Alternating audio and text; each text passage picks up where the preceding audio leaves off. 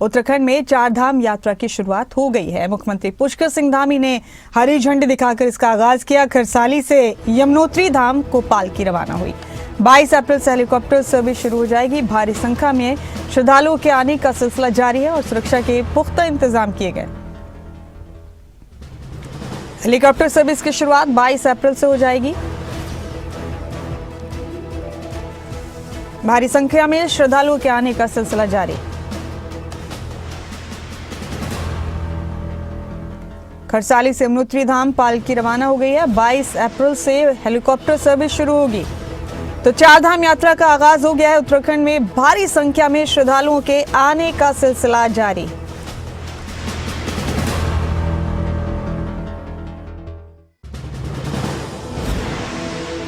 तो चारधाम यात्रा का आगाज मुख्यमंत्री पुष्कर सिंह धामी ने कर दिया है। उन्होंने हरी झंडी दिखाकर यात्रा की शुरुआत की।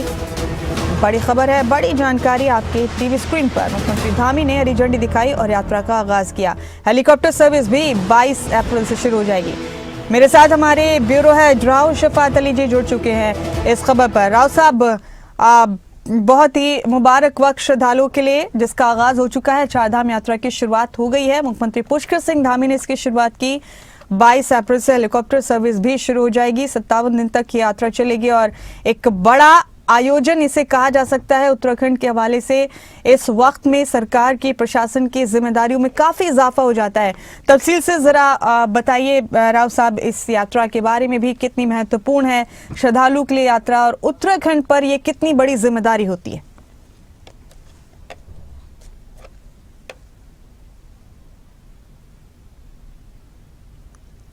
बड़ा खुशी का दिन है उन श्रद्धालुओं के लिए जो एक लंबा इंतजार करते हैं चारधाम की यात्रा के लिए। तो भी हम चर्चा कर रहे हैं, बात कर रहे हैं। तो आज यमुनोत्री और गंगोत्री की जो कपाट है वो खुल चुके हैं पूरे विधि विधान के साथ। क्योंकि डोली पहले से रवाना हो जाती है, तैयारियां पहले से हो जाती हैं, तो मुख्यमंत्री पुष्कर सिंह धामी भी मौजूद थे और बहुत बड़ी संख्या में जो श्रद्धालु हैं वो भी मौजूद थे। इस बार की जो चारधाम यात्रा है वो पहले के मुकाबले बहुत सरल, सुगम और सुरक्षित रहने वाली है। इसके लिए राज्य सरकार ने बड़े पैमाने पर पहले से तैयारियां की थी, व्यापक तैयारियां की थी, ताकि आने वाले श्रद्धालुओं को किसी तरह की कोई परेशानी का सामना न करना पड़े।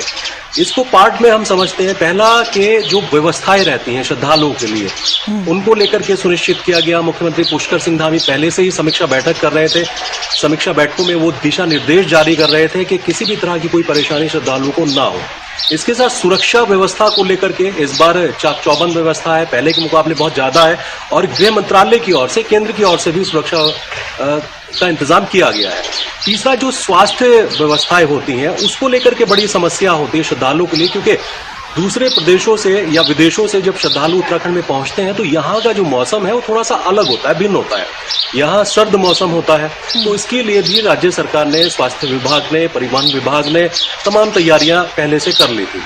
तो आज वो दिन आ चुका है जब श्रद्धालु अब उत्तराखंड का रुख करेंगे। और एक अच्छी खबर ये है कि जो ऑनलाइन रजिस्ट्रेशन है और ऑफलाइन रजिस्ट्रेशन है उसकी काउंटर की संख्या बढ़ाई गई है। वो ऋषिकेश, हरिद्वार, देहरादून, अलग अलग जगह रजिस्ट्रेशन हो सकते हैं। और 1.5 लाख से ज्यादा श्रद्धालुओं ने अभी तक मुमताज अपना रजिस्ट्रेशन कराया है। तो ये एक खुशी की खबर है। पिछले मुकाबले 50,000 के करीब इस तरह के रजिस्ट्रेशन थे, लेकिन इस बार 1.5 लाख से ज्यादा अभी तक, यानी पहले दिन ही रजिस्ट्रेशन हो चुके हैं। आज यमुनोत्री और गंगोत्री धाम के कपाट विधि विधान के साथ खुल चुके हैं। जो श्रद्धालु हैं, करीब 1,000 से ज्यादा श्रद्धालु थे, और जो स्थानीय निवासी है वो भी वहां पर मौजूद थे। अब अगर सुरक्षा व्यवस्था की बात करते हैं, देखिए, क्योंकि गृह मंत्रालय ने भी रिपोर्ट मांगी थी राज्य सरकार से कि इस बार की जो चारधाम यात्रा है उसको लेकर के राज्य सरकार ने किस तरह की तैयारी की है। तो गृह मंत्रालय की ओर से जो वर्चुअल मीटिंग थी उसमें राज्य सरकार के जो अधिकारी हैं उन्होंने जानकारी दी थी। शासन प्रशासन की ओर से जानकारी उपलब्ध कराई गई थी। तो इस बार की जो सुरक्षा व्यवस्था उसमें 7,000 से ज्यादा जो सिविल पुलिसकर्मी हैं वो मौजूद रहेंगे, सुरक्षाकर्मी। इसके साथ जो केंद्र सरकार की ओर से, यानी गृह मंत्रालय की ओर से ATS भी मौजूद रहेगी, और ITBP के जो फौजी हैं, सैनिक हैं, वो भी मौजूद रहेंगे। तो अलग अलग जोन में इसको बांटा गया है। जो संवेदनशील और अति संवेदनशील क्षेत्र हैं वहां पर सबसे ज्यादा सुरक्षा रहेगी। इसके साथ, क्योंकि मौसम मुमताज कभी कभी खराब हो जाता है और बड़ी परेशानी होती है श्रद्धालुओं को। बहुत सारे ऐसे लैंडस्लाइड जोन है चारधाम की यात्रा यात्रा में जहां लैंडस्लाइड हो जाता है, रास्ते बाधित हो जाते हैं, श्रद्धालु फंस जाते हैं बीच में, इसको लेकर के भी राज्य सरकार ने पहले ही तैयारी की थी। जो पॉइंट्स हैं उनको पहले चिन्हित किया गया था, जहां एसडीआरएफ की टीमें पहले से मौजूद है, जो जेसीबी है रास्ता खोलने के लिए वो मौजूद है, जो स्थानीय प्रशासन है वो वहां उन पॉइंट्स पर नजर रखे हुए हैं। और इस बार सीसीटीवी जो कैमरे हैं वो फेस रिकॉग्निशन के लिए लगाए गए हैं और 360 का एंगल इनका रहेगा। संदिग्धों पर इसकी नजर रहेगी कि कौन किस तरह से यात्रा के दौरान किसी तरह की कोई ऐसी संदिग्ध गतिविधि तो नहीं है। तो ये तो सुरक्षा की बात है कि 7,000 से ज्यादा जो सुरक्षा कर्मी है वो राज्य सरकार की ओर से भी और केंद्र की ओर से भी रहेंगे। इसके साथ अगर सुरक्षा व्यवस्था के अलग हम स्वास्थ्य सेवाओं की बात करते हैं तो बहुत सारे श्रद्धालु हैं जो बुजुर्ग श्रद्धालु होते हैं या जो छोटे बच्चे होते हैं वो आकर के यहाँ बीमार हो जाते हैं। तो उससे पहले ही ये एडवाइजरी जारी कर दी जाती है कि मौसम की जानकारी लेने के बाद ही उत्तराखंड का रुख करें, चारधाम यात्रा का रुख करें। क्योंकि अमूमन होता है कि दूसरे प्रदेशों में तो गर्मी ज्यादा होती है मुमताज, लेकिन उत्तराखंड में बहुत ज्यादा सर्द मौसम होता है, बर्फबारी हो जाती है, बारिश हो जाती है, तो ऐसे में उन बुजुर्गों को दिक्कत होती है। तो पहले से ही वो अपना स्वास्थ्य चेकअप करा के आए। लेकिन अगर कोई नहीं कराता है तो यहाँ पर अलग अलग पॉइंट्स पर करीब 57 ऐसे स्क्रीनिंग पॉइंट्स लगाए गए हैं जहां स्वास्थ्य चेकअप की सुविधा स्वास्थ्य विभाग की ओर से रखी गई है। इसके साथ 228 विशेषज्ञ डॉक्टर रखे गए हैं जो रोटेट रहेंगे, 15-15 दिन की ड्यूटी पर रहेंगे और 552 चिकित्सक परमानेंट रहेंगे। तो ये व्यवस्था करी गई है। एम्बुलेंस हर एक संवेदनशील इलाकों में मौजूद रहेगी, जो रेफर सेंटर है वो बनाए गए हैं। तो स्वास्थ्य सेवाओं की भी अगर बात करें तो पहले के मुकाबले इस बार दोगुनी है। तो ये है। और तीसरा, क्योंकि ऑफलाइन ऑनलाइन रजिस्ट्रेशन होता है तो फ्रॉड से बचने के लिए भी एडवाइजरी जारी की जाती है। बहुत सारी साइट्स ऐसी बन जाती है जो साइबर अपराध से जुड़ी होती हैं, जिसमें लोग रजिस्ट्रेशन करते हैं या फिर हेली सेवाएं बुक करते हैं, लेकिन वो हेली सेवाएं कुछ ऐसी फर्जी साइट्स होती है कि वहां बुक हो जाती है, जाकर के पैसा वापस नहीं मिलता है। तो उसको लेकर के भी साइबर की ओर से ये पहले से सुनिश्चित किया गया है, एडवाइजरी जारी की गई है, कुछ फोन नंबर फ्लैश किए गए हैं ताकि किसी तरह की कोई परेशानी ना हो, फ्रॉड से बचा जा सके। तो ये तमाम तैयारियां राज्य सरकार ने पहले से कर ली थी। लेकिन उम्मीद है कि इस बार जो श्रद्धालु हैं देश विदेश से, अलग अलग राज्यों से, वो पहले के मुकाबले बहुत ज्यादा आने वाले हैं, क्योंकि करोड़ों की संख्या में अनुमान है कि श्रद्धालु उत्तराखंड का रुख करेंगे। 6 महीने ये यात्रा चलती है और लंबा इंतजार इसका करते हैं श्रद्धालु के कब कपाट खुलेंगे और वो दर्शन करेंगे। बहरहाल आज का दिन बड़ा खुशी का दिन है उत्तराखंड के लिए भी और जो श्रद्धालु हैं उनके लिए।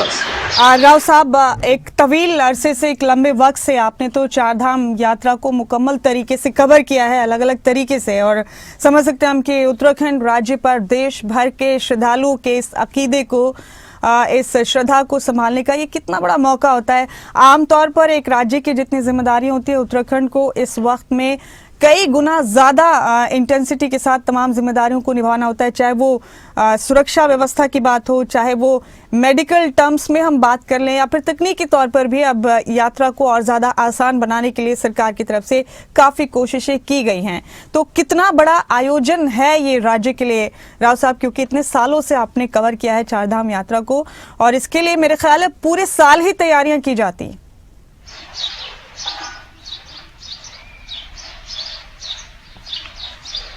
जी मुमताज, देखिए चुनौती तो है राज्य सरकार के लिए चारधाम की यात्रा, क्योंकि करोड़ों की संख्या में श्रद्धालु पहुंचते हैं और ये संख्या हर वर्ष अब बढ़ती जा रही है, तो राज्य सरकार के लिए चुनौती है।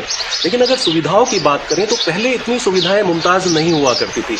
जो मार्ग हैं, रास्ते हैं, वो छोटे हुआ करते थे, लेकिन इस बार पिछले 4-5 साल से क्योंकि जो रास्ते हैं वो बड़े किए गए हैं, 4 लेन की सड़कें बन चुकी हैं, कनेक्टिविटी बहुत बेहतर हो चुकी है, हेली सेवाओं की जो कमी थी, हेली सेवाओं की अब कमी नहीं है। तो अलग अलग जो चारधाम का रुख करते हैं श्रद्धालु, उनको पहले जितनी परेशानी का सामना करना पड़ता था, हालांकि राज्य सरकार तैयारी उस वक्त भी करती थी मुमताज, ऐसा नहीं है, लेकिन इतनी सुविधाएं नहीं मिलती थी। स्वास्थ्य सेवाओं की बात करते हैं तो स्वास्थ्य सेवाएं बहुत लचर रहती थी, परिवहन सेवाएं बहुत लचर रहती थी, हेली सेवाओं के नाम पर तो कुछ था ही नहीं। लेकिन अब धीरे धीरे जैसे जैसे वक्त बीता तो विकास की रफ्तार भी बढ़ी है। धामी सरकार ने सुनिश्चित किया, क्योंकि उत्तराखंड में देखिए जो चारधाम यात्रा है मुमताज, ये रीढ़ माना जाता है एक रेवेन्यू की भी। जो स्थानीय लोग हैं उनको रोजगार मिलता है बहुत, जो दूरस्थ के इलाके हैं, चारधाम मात्रा में जो यात्रा यात्रा मार्ग हैं उनमें जुड़े हुए जो गांव हैं, लोग हैं, उनको रोजगार उपलब्ध होता है चारधाम से। तो इसके लिए राज्य सरकार पहले से चाहती है कि इसमें कोई व्यवधान ना पड़े, इसमें किसी तरह की कोई परेशानी ना हो, तो ये व्यवस्था पहले से कर ली जाती है। और यही वजह है कि मुख्यमंत्री खुद इस पर मॉनिटरिंग करते नजर आए, बार बार वो समीक्षा बैठक करते नजर आए।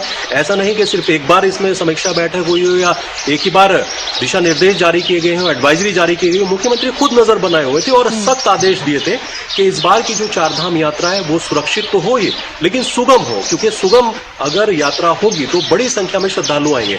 इसके साथ क्योंकि जब बारिश का मौसम आता है तो क्योंकि चारधाम यात्रा के दौरान ही बारिश भी हो जाती है, बहुत जगह ऐसे हैं कि जहां रास्ते बाधित हो जाते हैं, तो वहां शेल्टर होम बनाए गए हैं ताकि जो श्रद्धालु हैं वो सुरक्षित तरीके से उन शेल्टर होम में रहे, खाद्यान्न सामग्री का कोई संकट ना हो, किसी तरह की कोई दिक्कत ना हो। और खास बात उम्दा कि केंद्र सरकार ने भी इस बार राज्य सरकार से पूछा था कि इस तरह के जो पॉइंट्स हैं जो अति संवेदनशील और संवेदनशील हैं, क्या वहां राज्य सरकार ने व्यवस्था की है कि जो श्रद्धालु आएंगे और अगर किसी वजह से रास्ते बाधित हो जाते हैं, बर्फबारी हो जाती है या आपातकालीन स्थिति पैदा हो जाती है, तो क्या व्यवस्थाएं हैं।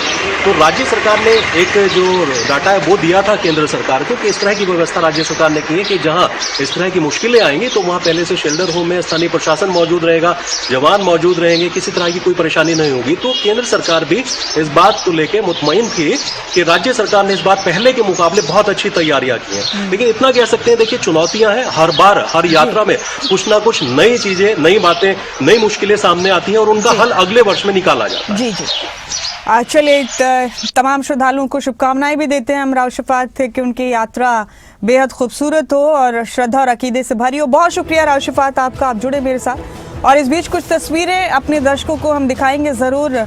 मुख्यमंत्री पुष्कर सिंह धामी की तस्वीरें जो अभी पूजा अर्चना करते वक्त, आरती उतारते वक्त उनकी सामने आई हैं, ये सीधी तस्वीरें आपको दिखाएंगे। ये देखिए कपाट खोले गए हैं और इस मौके पर पूजा अर्चना की आरती ली मुख्यमंत्री पुष्कर सिंह धामी। चारधाम यात्रा का आगाज हो चुका है। उत्तराखंड में 57 दिन तक यात्रा चलने वाली है और बड़े स्तर पर ये आयोजन होता है उत्तराखंड में। मुख्यमंत्री पुष्कर सिंह धामी ने इस यात्रा का आगाज किया।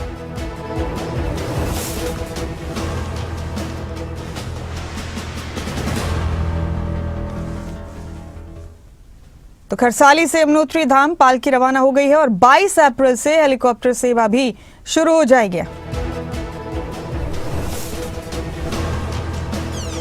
बड़ी जानकारी है आपके टीवी स्क्रीन पर। मुख्यमंत्री पुष्कर सिंह धामी ने शुरुआत कर दी है चारधाम यात्रा की और 22 अप्रैल से हेलीकॉप्टर सर्विस भी शुरू हो जाएगी।